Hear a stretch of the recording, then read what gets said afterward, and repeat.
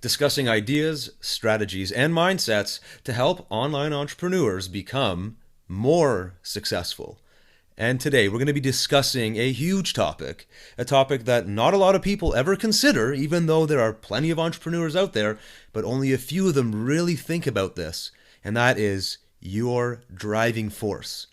Why you're in business, the reason why you do what you do.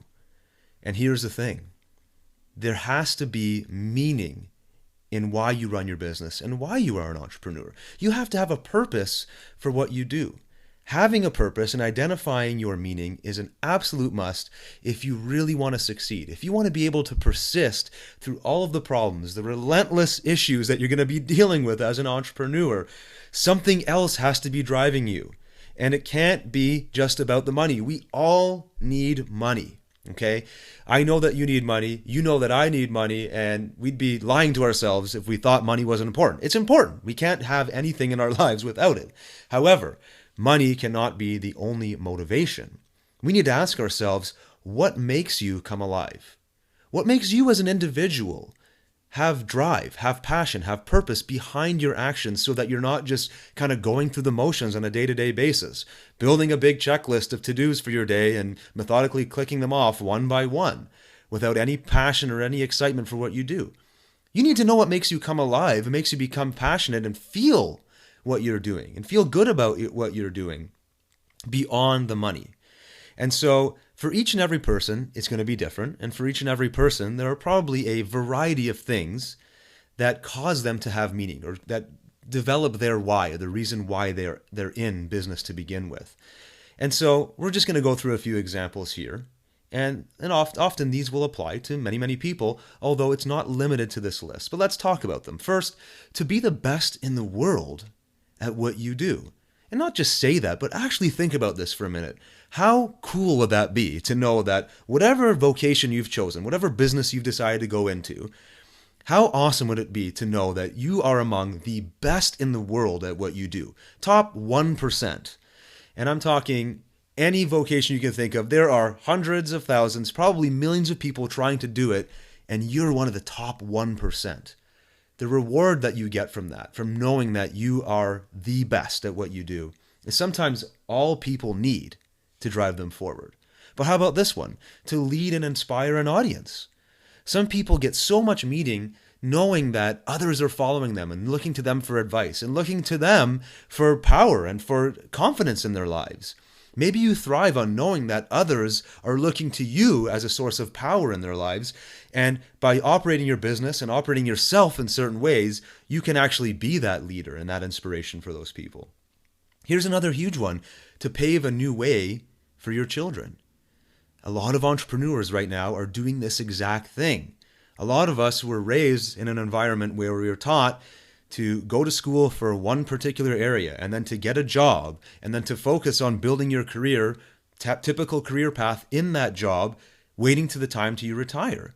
And it doesn't matter if you like it or you don't like it, this is what you're supposed to do and this is what we've been taught to do.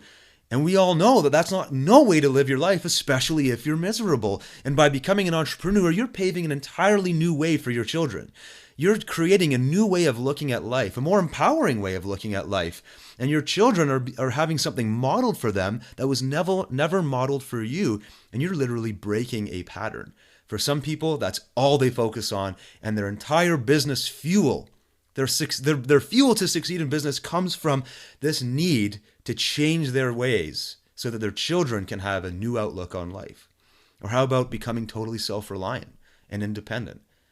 When you don't need a boss or an employer to give you money so that you can show up somewhere and get a certified payment in your bank account. But on the opposite end, you embrace the uncertainty and you're okay with the fact that you don't know if you're going to get paid until you deliver. But you're okay with that because it develops you as a person. And now you're on the hook for becoming totally self-reliant. And now anything can happen in the world around you. And you develop the confidence over time as a business owner to know that doesn't matter what happens, I'm self-reliant, I'm independent, I'm capable of handling it myself. I don't need anybody to help me out. That is a huge driving force for a lot of people. This is another one, and it may be a little bit too much for you, it may be great for you, but how about to prove something to yourself, or even better, to prove to someone else? I've talked and I've heard of business people whose entire motivation was to prove someone wrong because they were doubted in some way or slighted by someone else, and they became indignant and angry and mad that that person would doubt them. And that fueled them way past all of these other entrepreneurs competing with them, and they became the best at what they did just because they had to prove someone wrong. They were angry that somebody doubted them. Has somebody slighted you or doubted you? Or maybe your own mind has doubted you and your capabilities to do something with your life. And you need to prove to yourself or to that other person that you are capable of doing this. That can be your drive or your motivation. How about solving a huge problem in the world or an injustice that you're seeing? Most people just complain that the government's not solving these problems. Maybe you're the kind of person that says, well, nobody's solving this problem, so I'm going to step up and solve it. And by creating this business, by being an entrepreneur, and by raising capital and becoming worth more and more money, I can now be in a position to have enough power to solve this problem. Rather than waiting for someone else to solve it, I'm going to solve it. And in order for me to solve it, I have to be successful in business. Maybe that's your driving force. Maybe that's your why. Or how about this last one? To face the fears that have held you back.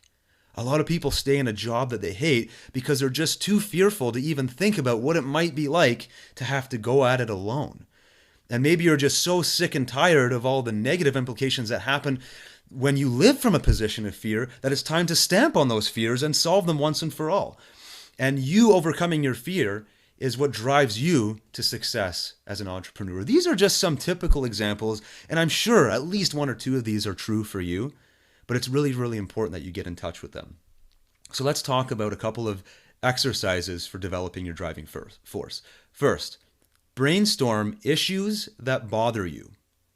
Anything in this world, anything about the way you've been living your life, or like we talked about earlier, things that you see happening in the world around you, anything that really bothers you, list them down and then rank them. You might be bothered by how timid and nervous and shy you are around other people that are more aggressive, and you want to solve that problem. Or you may be bothered by some kind of injustice like we talked about earlier that's happening in the world. Brainstorm, think about all the things that bother you and rank them so that you know what charges you from the highest to the lowest level. And then from there, looking at all these different things that bother you and that you want to solve, create your driving force, your quote unquote why statement. So that as you build your business and as you face these mountains of to-dos and these new things that you have to develop and these difficult situations you're going to be facing, that you can always come back to this reason why. Why are you doing this in the first place? Why did you create this business? Why are you an entrepreneur? And if you get intimately familiar with your driving force or your quote why, then as you face these difficult situations, they become easier and easier and your proficiency grows higher and you become better at doing what it is that you want to be doing because of this statement. Create your why statement right now, brainstorm all of these things, and then as you move forward, your business will just get easier and easier for you to evolve and grow.